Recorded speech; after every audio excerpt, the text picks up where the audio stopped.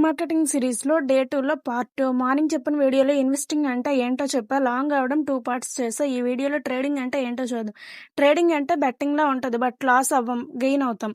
ఇప్పుడు మీరు అమ్ముకోవడానికి ₹100 పెట్టి ఆనియన్స్ కొన్నారు. నెక్స్ట్ డే మార్నింగ్‌కి మీరు కొన్న ఒక 1 అవర్ తర్వాత 50 పెరిగింది.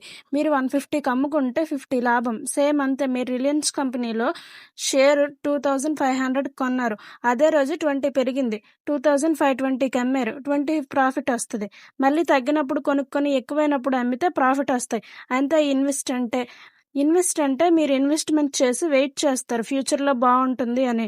అండ్ ట్రేడింగ్ అంటే అదే రోజు పెరిగింది తీసి మళ్ళీ తగ్గినప్పుడు కొనుక్కుంటారు.